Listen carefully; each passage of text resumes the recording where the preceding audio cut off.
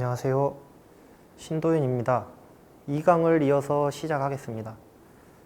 그러니까 여러분들과 아까 1강을 했고 2강, 3강을 연속으로 하지만 여러분들은 제 옷차림을 보면서 같은 날 찍었구나 하는 것을 알 수 있을 겁니다. 잠깐 쉬었습니다. 시작해 보겠습니다. 이 5번째는 제가 거울이다 이렇게 가져왔습니다. 거울이라는 것은 어떨 때 우리가 봅니까? 우리의 외적인 용모를 파악할 때 거울을 보죠. 그러니까 거울을 보면서 내 머리가 좀 삐뚤어졌구나. 또 얼굴에 뭐가 묻었구나. 이런 거를 확인할 수가 있습니다. 그러면은 우리의 마음은, 우리의 내면은 무엇으로 파악을 할 수가 있을까요? 그러니까 마치 거울이 외적인 것을 우리가 보여주는 거울처럼 내면의 마음을 보여주는 거울이 있다면은 우리는 그 거울을 보면서 내 마음 상태가 어떻구나. 내가 지금 어떤 수준이구나. 이런 거를 쉽게 파악할 수가 있을 겁니다. 그런데 문제는 그런 거울이 없다는 거죠. 그런데 저는 그런 거울의 역할을 해줄 수 있는 것이 하나 있다고 생각합니다. 그거는 철학이라고 또 말씀드릴 수가 있습니다.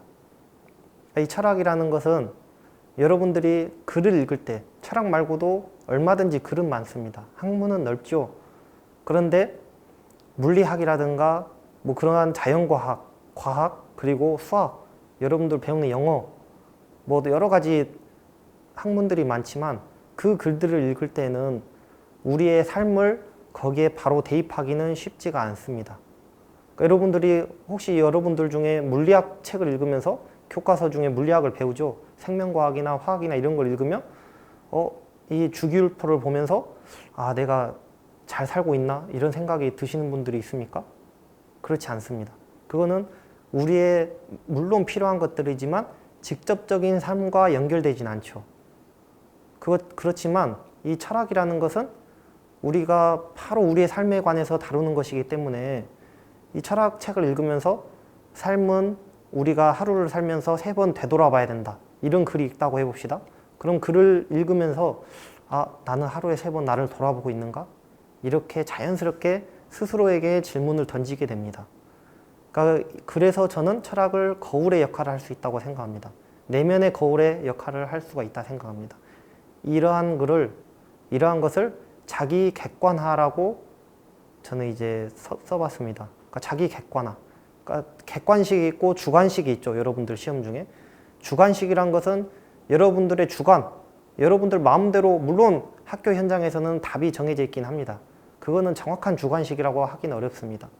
그렇지만 얼마든지 여러분의 생각을 펼칠 수 있는 게 주관식이고, 객관식은 이미 정해진 보기에서 해답을 찾아내는 게 객관식입니다. 그것처럼 객관이란 주관이란 것은 의미가 다릅니다. 근데 우리는 보통 우리 자신이기 때문에 우리 스스로를 객관화해서 보지를 못합니다. 그러니까 남들에 대해서는 우리가 다 일일이 평가를 합니다. 저 사람은 뭐가 문제야? 저 사람은 어떤 점이 좋아? 이 상황에서 저 사람은 이건 좋은데 저것만 안 했으면 좋겠는데, 이렇게 다들 평가를 하고 살고 있습니다. 근데 우리 스스로에게는 어떻습니까? 스스로에게 나는 이 점은 훌륭한데 이 점은 모자라. 이 점은 부족하지만 이 부분을 좀 더 보완하면 더 멋진 사람이 될 수가 있어. 이렇게 생각은 할 수가 있지만 그것이 비교적 정확하지 못하다. 또 객관적이지 못하다는 것입니다. 그러니까 그거는 우리 자신이기 때문에 우리 자신을 바로 바라볼 수가 없는 것과 마찬가지입니다. 우리의 외면을 거울이나 핸드폰 기능이나 이런 게 아니면 우리의 모습을, 얼굴을 볼 수가 없듯이 우리의 마음을 우리가 직접적으로 볼 수가 없습니다. 그래서 사람들은 자기 스스로에 대한 진단이, 판단이 제대로 안 돼 있는 경우가 많습니다. 그러니까 사람들은 누구나 단점을 가지고 있습니다. 이기적인 사람이 있고, 말솜씨가 없는 사람이 있고, 행동이 부족한 사람이 있고, 남들과 분란을 자주 일으키는 사람이 있고, 뭐가 부족한 사람이 있고, 어쨌든 여러 가지 단점이 있습니다. 그렇지만 그 단점 자체는 크게 살아가면서 문제가 되지 않습니다. 왜냐하면 모든 사람들이 다 각자의 단점을 가지고 있기 때문입니다. 만약 단점이 없어야 잘 살 수 있다면 세상에 잘 살 수 있는 사람은 한 명도 없을 겁니다. 그런데 정말 문제가 되는 것은 무엇이냐? 자신의 단점이 단점인지를 모를 때, 자기의 문제점이 자신의 문제점인지를 모르는 사람은 그때 정말 문제가 됩니다. 그러니까 예를 들어서 여러분들은 10대니까 어른들 어떤 어른들을 싫어라 합니까? 꼰대를 싫어라 할 겁니다. 꼰대라는 표현이 있죠. 근데 그 꼰대라는 것은 꼰대인 사람의 정의를 어떻게 내릴 수가 있습니까? 그냥 단순히 나이가 많다고 권위적이라고 해서 말을 많이 한다 해서 꼰대가 아닙니다. 꼰대는 어떤 사람이 꼰대냐? 자기가 꼰대인 줄 모르는 사람이 꼰대입니다. 그러니까 이런 말이 있습니다. 사람들이 우스갯소리인데요. 여러분들도 아마 인터넷에서 많이 들어봤을 겁니다. 어느 공간을 가든지 이상한 사람은 꼭 있다. 문제를 일으키는 사람은 어딜 가나 마치 질량 보존의 법칙처럼 그런 사람은 꼭 있기 마련이다. 근데 주위를 둘러봐도 그런 사람이 없다면은 자기 자신이 그런 이상한 사람일 확률이 높다. 이렇게 우스갯소리로 이야기를 합니다.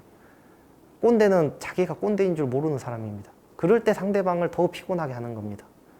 그러니까 최근에 여러분들이 정치에 관심이 있다면은 선거 후보들 중에 이렇게 많이 합니다. 여러분들 청년들의 표를 이제 공략을 하기 위해서 나이가 있는 정치인들이 60대, 70대 정치인들이 젊은 척을 합니다.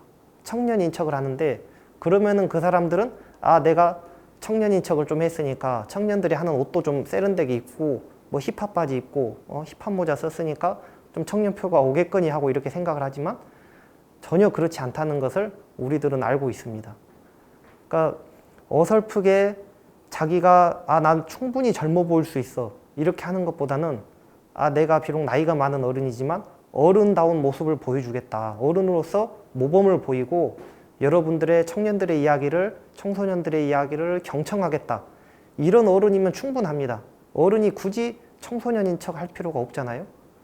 그런 사람들은 왜 그런데도 막 젊은 척을 하느냐? 그거는 자기 스스로 자기 객관화가 안 되어 있기 때문입니다.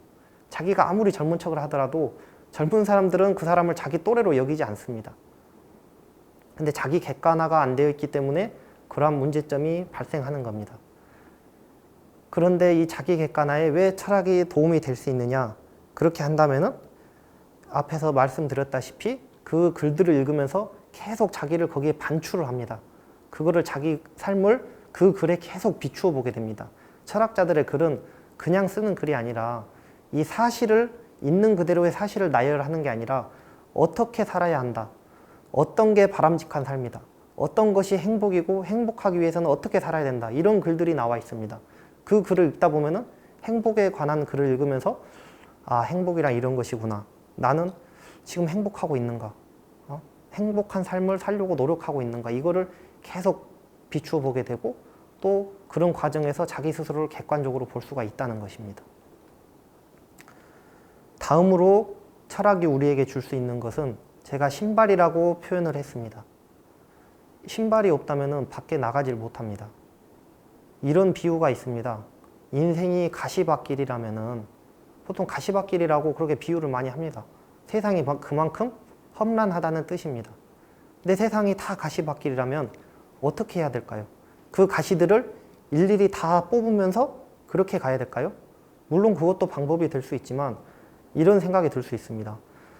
어느 세월에 그 가시를 다 뽑으면서 가지? 그 가시들을 일일이 뽑느라 시간이 너무 많이 소모하게 됩니다. 또 그 가시들을 다 뽑을 수 있다는 보장도 없습니다. 그렇다면 어떤 게 좋으냐? 가시가 뚫지 못할 단단한 신발을 신는다면 그 가시가 우리에게 아무런 문제가 될 수가 없습니다. 그러니까 세상을 살아가는 것은 두 가지 태도로 나눌 수가 있습니다. 세상의 가시들을 그때그때 가시들을 다 일일이 뽑으면서 가려는 사람하고 그 가시들을 무시한 채 자신의 든든한 신발을 가지고 그거를 지나갈 수 있는 사람. 그 두 가지 인생으로 우리의 삶의 자세를 설명할 수가 있습니다. 이 비유를 더 구체적으로 말씀을 드리자면은 그때그때 험난한 일들이 우리한테는 있습니다.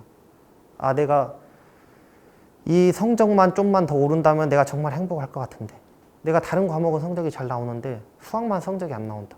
그래서 수학 성적만 좀만 더 오른다면 나는 정말 잘 될 것 같은데 내가 이 친구만 없으면 내가 행복할 것 같은데 학교에 올맛이 날 것 같은데 내가 저 선생님만 다른 선생님으로 바뀌면 영어를 열심히 들을 텐데 이런 생각들을 합니다.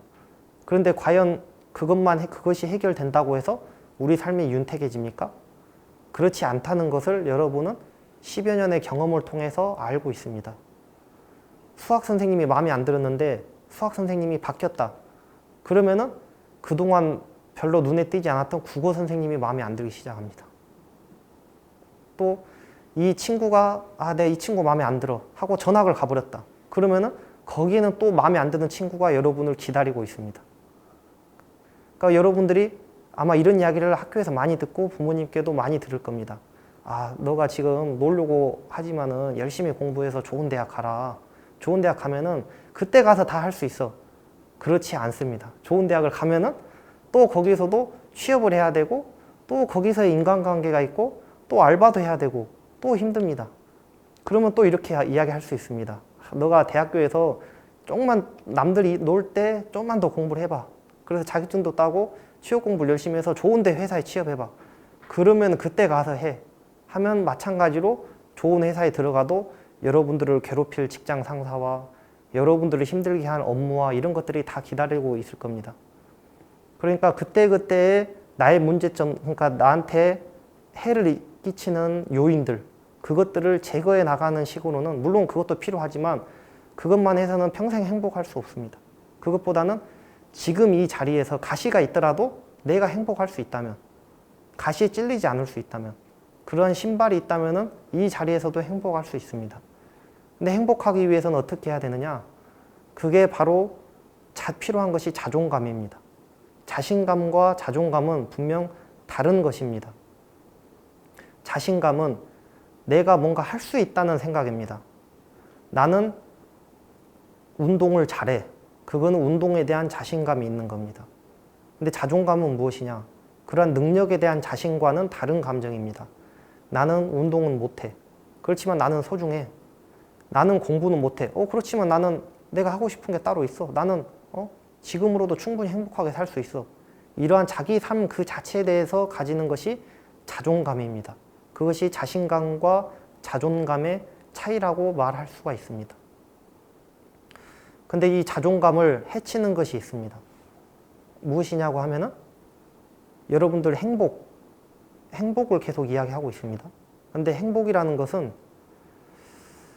이 불행과 행복이라고 할 때 행복은 상황이 아니라 감정입니다. 여러분들이 행복한 상황, 불행한 상황 이런 것은 사실 있지 않습니다. 물론 정말 극단적인 경우 가까운 이웃이 가까운 가족이 불행한 사고를 당했다. 그러면 당연히 내가 불행한 것이 당연합니다. 또 나에게 정말 기쁜 뭔가 합격하고 뭔가 소원이 성취됐다. 그러면은 그건 행복한 상황일 수가 있겠죠. 그렇지만은 어떠한 상황에 따라서 이 사람은 불행을 느끼고 이 사람은 행복을 느낍니다. 같은 사건에 대해서도요. 그러니까 행복이라는 것은 상황이 아니라 감정입니다. 그러니까 우리가 행복하기 위해서는 그러한 정말 부득이한 상황, 정말 가까운 사람이 사고를 당했다 이러한 상황이 아니고서는 언제든지 어려운 일들은 있기 때문에 그 상황에서도 우리가 행복할 수가 있어야 됩니다. 근데 어떤 경우가 우리로 하여금 행복하지 못하게 불행하게 하느냐, 불필요한 행복을 우리에게 주느냐 했을 때는 제가 한 가지를 딱 하나만 뽑자면은 바로 비교하는 것입니다. 쓸데없는 불행을 우리한테 가져다 주는 가장 큰 원인 중 하나는 남들과 비교하는 겁니다. 내가 지금 당장 내가 건강한 것 같아서 행복한데, 내가 지금 당장 공부도 재밌어 그래서 행복한데 나보다 더 공부를 잘하는 사람이 옆에 앉는다. 그러면은 내가 이 사람하고 비교를 하면서 불행을 느끼게 됩니다. 내 삶의 만족과 별개로 상대방이 나보다 잘난 것 같다. 그러면은 불행을 느낍니다. 근데 그렇게 살아서는 행복을 실현할 수가 없습니다. 그럼 비교를 안 하려면 어떻게 되냐? 우리는 비교를 남과도 비교하지만 과거의 자신과도 비교를 하고 미래의 나와도 비교를 합니다. 과거의 나, 옛날에는 이랬는데 지금은 이래 하면서 과거의 나와 비교를 하고 미래의 자기가 설정한 나, 내가 10년 후에는 이런 삶을 살고 싶은데 나는 지금 이것밖에 못 살고 있어. 그러면서 미래의 나와도 비교를 합니다. 이렇게 우리는 끊임없이 비교를 하고 있는데 이 비교를 하지 않기 위해서 유익한 도구가 될 수 있는 것이 바로 철학입니다. 그러니까 철학이 주는 신발과 같은 자존감, 이것은 우리에게 행복을 불필요한 불행을 줄이면서 행복을 키워나갈 수 있는 도구를 제공합니다. 우리가 행복하기 위해서 그 왜 철학을 해야 되느냐?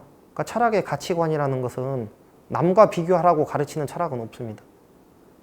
그러니까 돈을 더 많이 벌어서 남을 짓밟으면서 살아라. 지금 막 이런 철학은 존재하지 않습니다. 어떻게 하면 우리가 지금 이 자리에서 행복할 수 있을지, 어떻게 하면 우리가 더 보람찬 삶을 살 수 있을지를 이야기하는 것이 철학입니다. 그 철학적인 가치관을 우리가 체화한다는 것은 우리의 가치관으로 삼는다는 것입니다.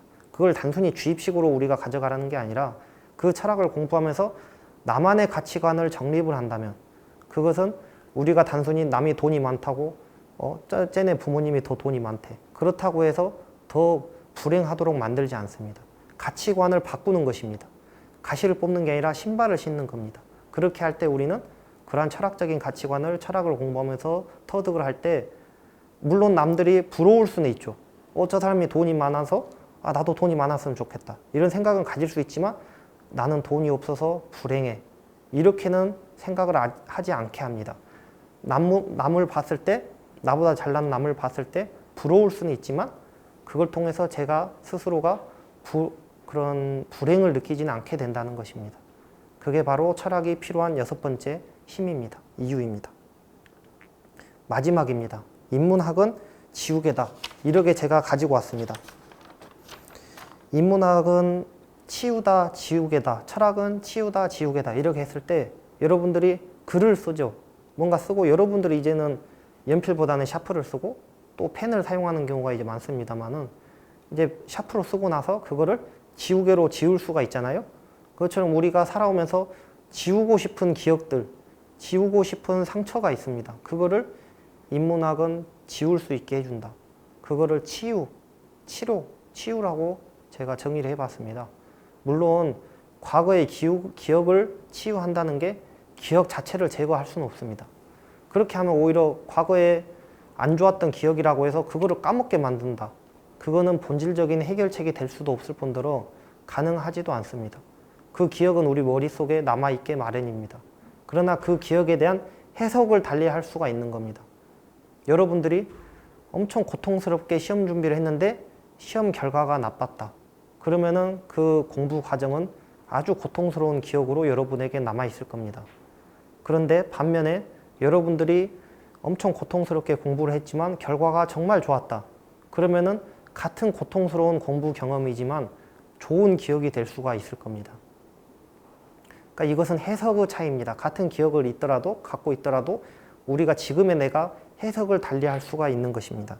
그 점에서 철학은 우리에게 도움이 될 수가 있는데, 그러니까 과거에 지금은 상담을 하고 있습니다. 여러분의 학교에도 위클래스의 전문 상담 교사가 있고 또 학교에 다니지 않는 청소년이라도 시청이나 구청 등에서 지원하는 센터에서 상담을 받을 수가 있습니다.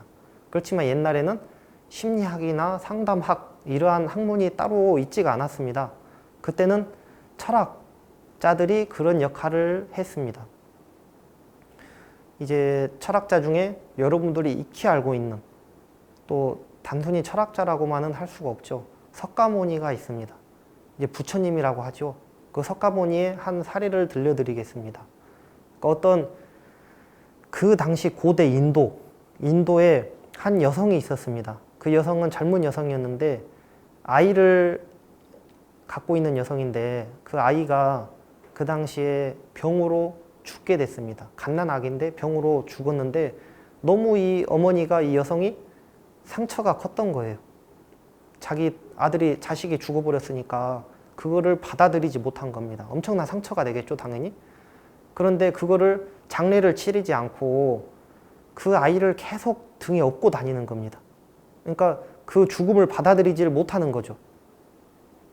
그러면서 마치 죽은 아이를, 시체를 가지고 살아있는 아이인 것처럼 하면서 돌아다닙니다. 근데 이 사람은 이렇게 이야기합니다. 이 여성은 이 애가 지금 죽은 것처럼 보이지만 진짜 죽은 게 아닌 것 같다. 다시 살릴 수 있는 방법이 있는 것 같다. 그러니까 내가 이 아이를 살려내겠다. 그렇게 생각을 가집니다. 그래서 사람들을 찾아다니면서 이 아이를 살릴 수 있는 방법을 알려달라고 하면서 돌아다닙니다. 물론 그런 방법은 존재하지 않습니다. 그러니까 어떤 사람이 보다 못한 어떤 이웃이 이런 말을 해줍니다. 여보시오, 당신이 지금 아이를 살리려고 하는데 내가 봤을 때 그런 방법을 알고 있는 사람은 여기 없는 것 같습니다.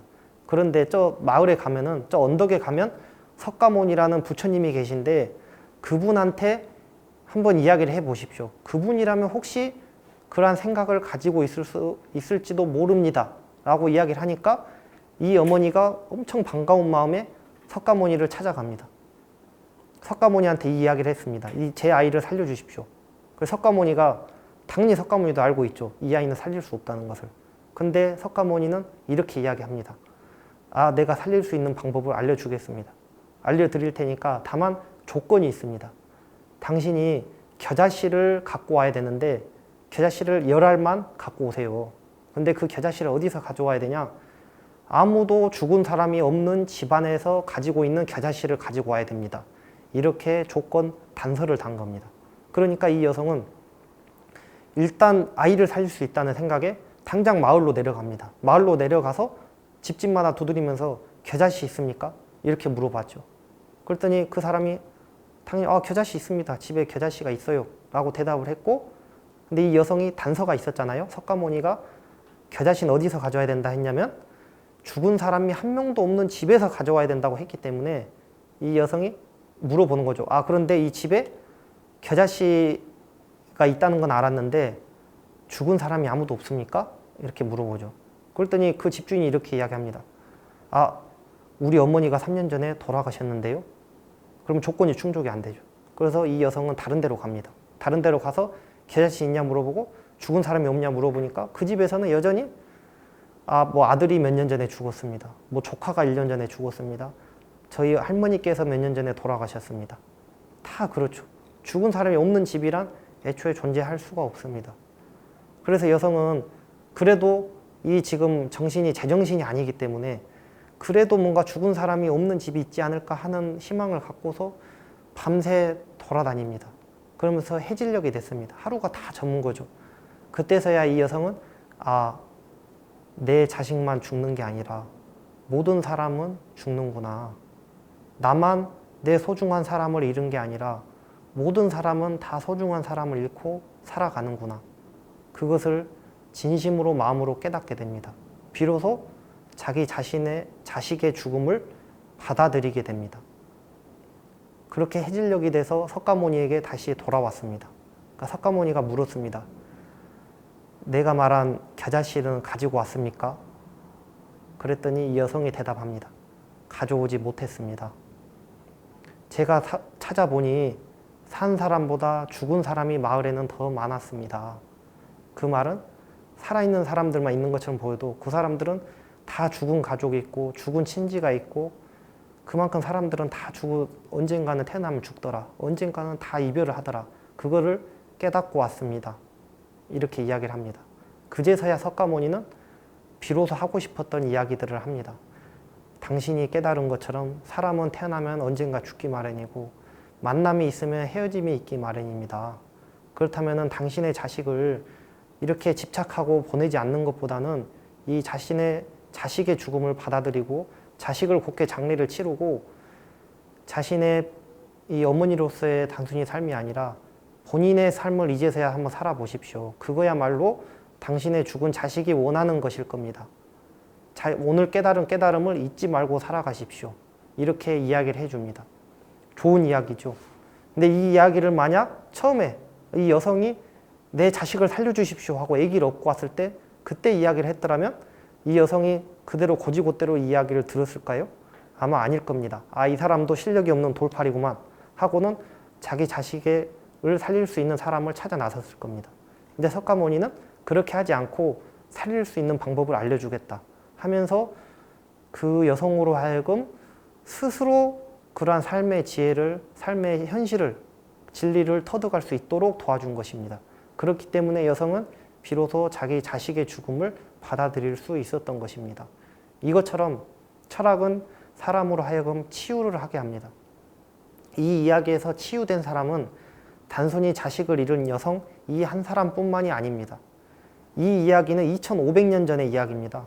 그런데 이 이야기를 저는 지금도 알고 있고 여러분에게 지금 전달을 하고 있습니다. 그 2500년의 역사가 흘러오면서 그 수많은 사람들은 이 이야기를 읽으면서 마치 이 여성 이야기를 읽으면 아, 내 이야기와 같구나. 나도 지금 너무 힘들고 내 가족이 지금 이래서 너무 상실감이 큰데 아, 모두가 다 이런 과정을 겪는구나. 내가 지금 이렇게 상실감에만 빠져 있는 것이 그 죽은 사람을 위한 것도 아니겠구나. 이런 거를 깨닫게 되고 치유를 하게 됩니다. 그것처럼 인문학은, 철학은 치유의 힘을 가지고 있습니다. 그 자식을 죽은 그 기억 자체를 제거하지는 못합니다. 지우지는 못합니다.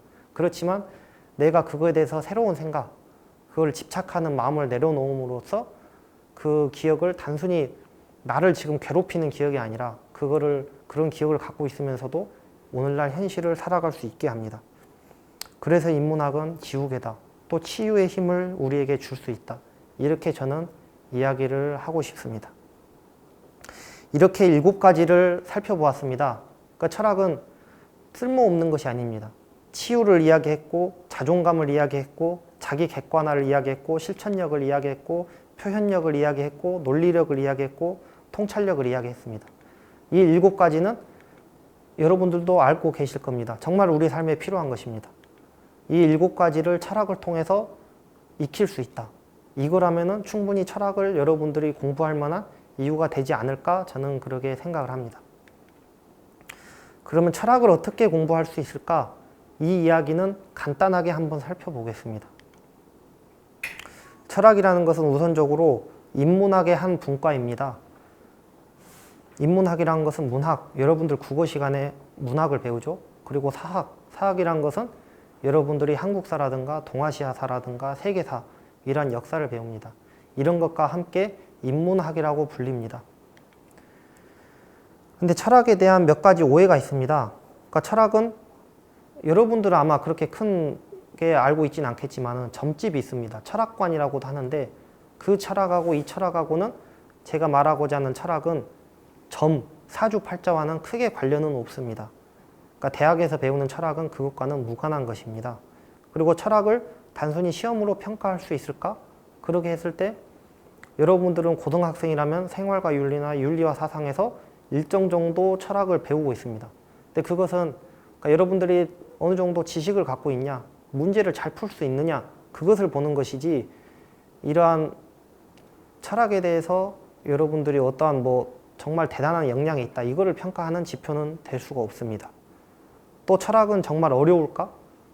이거는 짚고 넘어가야 될 문제입니다. 여러분들은 철학이라는 것은 너무 근데 어렵지 않나? 이렇게 생각할 수가 있습니다. 그리고 실제로 많은 사람들이 철학자들조차 철학은 정말 어렵다고 이야기를 합니다. 저 또한 철학이라는 것은 많이 어렵습니다. 아직도 많이 모르고 부족한 점이 훨씬 많습니다. 그렇지만 저는 철학이 그렇게 어려운 것이 아니다, 이렇게 자신할 수가 있습니다. 왜냐하면 어렵다 쉽다라는 것은 상대적인 거잖아요. 근데 철학 말고 다른 학문을 봅시다. 수학이라고 해볼까요? 수학을 일반 사람들이 책으로 수학책을 읽습니까? 수학을 전공하는 사람, 아니면 여러분들처럼 수학 시험을 봐야 되는 사람들이 아닌 이상은 일반인들이 수학을 공부하고 물리학을 공부하고 그렇게 하진 않습니다. 의학을 공부하고 그렇지 않습니다. 그러나 철학이라는 것은 철학을 전공자가 아니더라도 철학에 대해서 심오한 이해가 있는 사람이 아니더라도 얼마든지 철학은 일상에서 공부할 수가 있습니다. 시중에 도서관이나 또 서점을 가보십시오. 그렇게 하면 베스트셀러 목록에 분명 철학자들이 쓴 철학책은 있습니다. 그러나 물리학자가 쓴 물리학책, 화학책, 생명과학책, 수학책 이런 게 베스트셀러에 있을 수는 없습니다. 물론 수험서라면 다르겠지만 일반적인 교양서로서 그 책들이 베스트셀러가 되긴 어렵습니다. 그러나 철학책은 얼마든지 베스트셀러가 됩니다. 그 말은 모든 학문은 다 어렵다는 겁니다. 철학만 어려운 게 아니라 다른 건 다 더 어렵습니다. 그렇지만 철학은 그 중에서 가장 쉽게 우리가 시작할 수가 있습니다. 왜냐하면 철학은 계속 이야기하다시피 우리 삶을 다루기 때문입니다. 여러분들이 많이 산 것은 아니지만 10여 년의 삶을 살면서 여러분 또한 삶이 어떤 것이다 하는 대략적인 이해가 있을 것입니다. 그렇기 때문에 여러분들은 어느 정도 철학을 해왔다고도 할 수가 있습니다. 철학의 대상이 삶이기 때문에 여러분들은 그 삶을 어느 정도 살아오면서 철학을 할 준비가 다들 되어 있는 것입니다. 그러니까 결코 철학은 어렵지 않다, 이렇게 말씀드릴 수가 있습니다. 그러면 또 마지막 이러한 오해가 있을 수가 있습니다. 철학은 지금 이 시대는 철학의 위기가 아닌가. 위기. 철학이라는 게 필요 없어지는 시대가 아닐까? 이렇게 생각할 수가 있습니다.